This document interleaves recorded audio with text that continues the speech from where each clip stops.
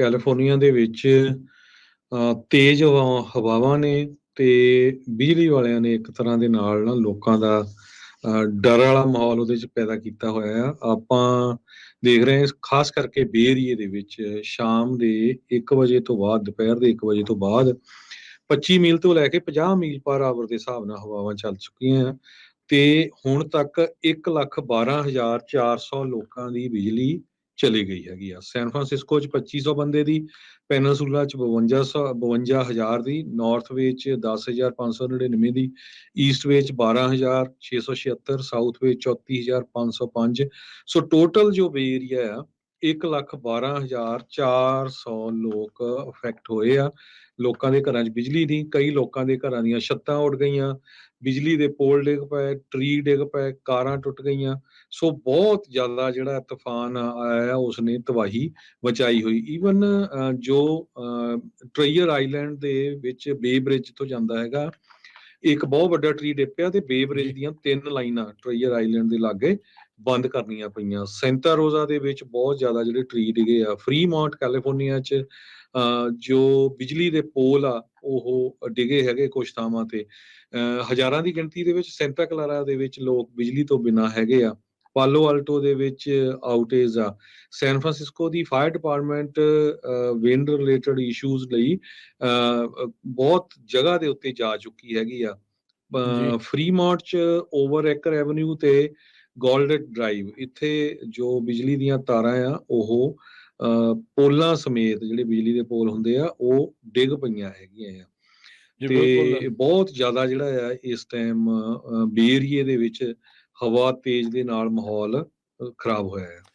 ਬਿਲਕੁਲ ਇਹੀ ਨਹੀਂ, ਜਿਹੜਾ ਹਰਜੋਤ ਸਿੰਘ ਜੀ ਇੱਧਰ ਸਦਰਨ ਕੈਲੀਫੋਰਨੀਆ, ਸੈਂਟਰਲ ਵੈਲੀ, ਇੱਧਰ ਵੀ ਬਹੁਤ ਜ਼ਿਆਦੀਆਂ ਤੇਜ਼ ਹਵਾਵਾਂ ਜਿਹੜੀਆਂ ਇਸ ਟਾਈਮ ਚੱਲ ਪਈਆਂ ਨੇ।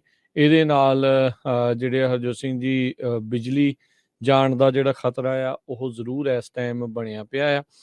ਜਿੱਦਾਂ ਆਪਾਂ ਦੇਖਦੇ ਸੀ ਪੰਜਾਬ 'ਚ ਝਮੱਕੇ ਮਾਰਦੀ ਸੀਗੀ ਬਿਜਲੀ, ਉੱਦਾਂ ਦੀ ਸਥਿਤੀ ਕਈ ਥਾਵਾਂ ਦੇ ਉੱਤੇ ਜਿਹੜੀ ਉਹ ਬਣੀ ਹੈ। ਇੰਨੀਆਂ ਤੇਜ਼ ਹਵਾਵਾਂ 'ਚ ਜੇ ਕਿਤੇ ਰੁੱਖ ਬਿਜਲੀ ਦੀਆਂ ਤਾਰਾਂ ਦੇ ਉੱਤੇ ਡਿੱਗਦਾ ਤੇ ਬਿਜਲੀ ਜਿਹੜੀ ਆ ਉਹ ਜਾਵੇਗੀ, ਜਿਹੜੀ ਉਹ ਜਾ ਸਕਦੀ ਆ। ਸੋ ਭਾਈ ਤਿਆਰੀ ਰਹੋ, ਤਿਆਰੀ ਰੱਖੋ। ਹੋ ਸਕਦਾ ਵੀ ਥੋੜ੍ਹੇ ਲੰਮੇ ਸਮੇਂ ਲਈ ਵੀ ਬਿਜਲੀ ਜਿਹੜੀ ਉਹ ਗਈ ਰਵੇ। ਆਪਾਂ ਰੀਸੈਂਟਲੀ ਸਟੋਰਮਸ ਦੇ ਵਿੱਚ ਦੇਖਿਆ ਸੀਗਾ, ਉਦੋਂ ਵੀ ਇੱਦਾਂ ਦੀ ਸਥਿਤੀ ਹੀ ਜਿਹੜੀ ਉਹ ਬਣੀ ਸੀ। ਉਦੋਂ ਮੀਂਹ ਦੇ ਕਰਕੇ ਸੀ ਤੇ ਹੁਣ ਬਹੁਤ ਹੀ ਤੇਜ਼ ਹਵਾਵਾਂ ਦੇ ਨਾਲ ਜਿਹੜਾ ਇਸ ਟਾਈਮ ਬਣਿਆ ਆ।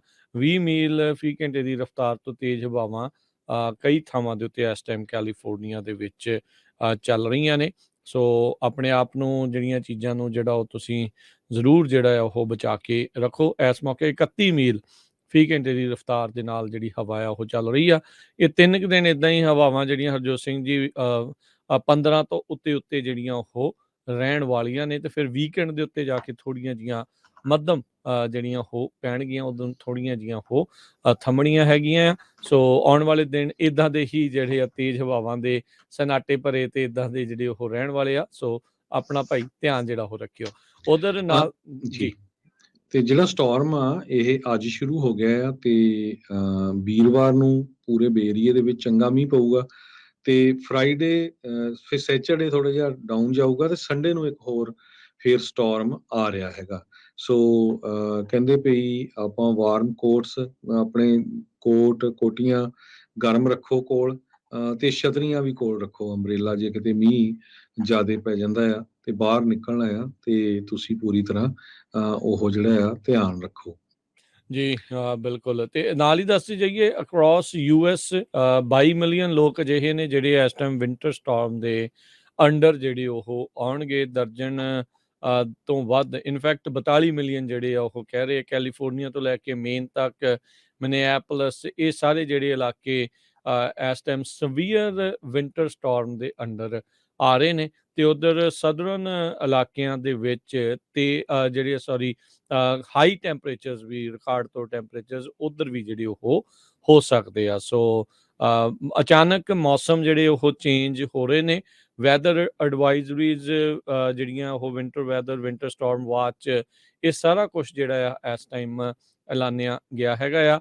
ਕਈ ਸੂਬਿਆਂ ਵਿੱਚ 2-2 ਫੁੱਟ ਤੱਕ ਸਨੋ ਦੀਆਂ ਕਿਆਸਰਾਈਆਂ ਜਿਹੜੀਆਂ ਉਹ ਦੱਸੀਆਂ ਜਾ ਰਹੀਆਂ ਨੇ। ਜਿਨ੍ਹਾਂ ਨੇ ਟਰੈਵਲ ਕਰਨਾ ਆ ਇਹ ਆਉਣ ਵਾਲੇ ਦਿਨਾਂ ਦੇ ਵਿੱਚ, ਇਸ ਵੀਕਐਂਡ ਦੇ ਉੱਤੇ, ਉਹ ਧਿਆਨ ਦੇ ਨਾਲ, ਖਾਸ ਕਰਕੇ ਜਿਹੜੇ ਟਰੱਕਰਸ ਜਾ ਰਹੇ ਨੇ ਉਸ ਪਾਸੇ ਵੱਲ ਨੂੰ, ਵੈਦਰ ਦੇ ਉੱਤੇ ਜਿਹੜਾ ਉਹ ਧਿਆਨ ਰੱਖਿਓ।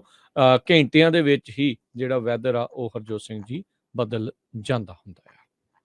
ਜੀ, ਤੇ ਠੰਡ ਬਹੁਤ ਪੈਣੀ ਆ।